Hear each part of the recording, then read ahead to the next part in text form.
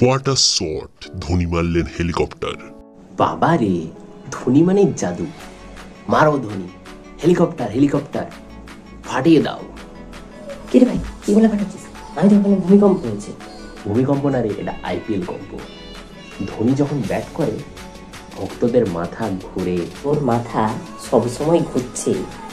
এই বুড়ো বয়সে ধোনির পিছনে এত উৎসাহ। এ ধোনির কোনো বয়স হয় না, ওটা একটা অনুভূতি রে, অনুভূতি।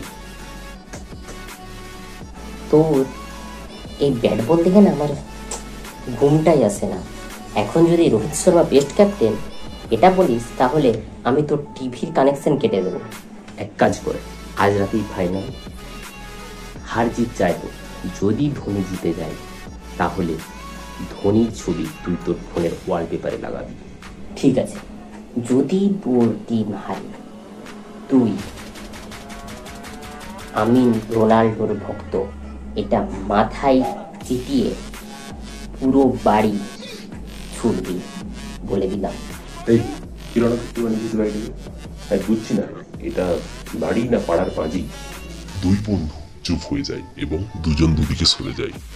আরে আমার সময় না একটা 6 মারলে 3টা বোলার রিটায়ার করে যেত, আর তোরা এই দুটো ছেলে মাঠে তো যাস না, বাড়িতে বসে শুধু শুধু লাফাচ্ছিস। ধোনি খেলছে তো, এটা আবেগ। ধোনি? আরে ওনাকে তো আমি রান আউট করেছিলাম একবার সামনে। হঠাৎই পিন্টুর টিম হেরে যায় এবং পিন্টু ভেঙে পড়ে মাটিতে। হায় রে, ধোনিও শেষ, আমার জীবনও শেষ।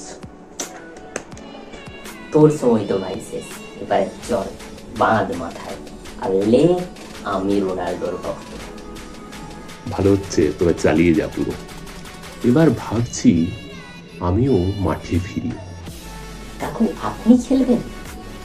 না রে, কোচ হব, তোদের দুজনের টিম চাই। নাম দেব টিভি 11।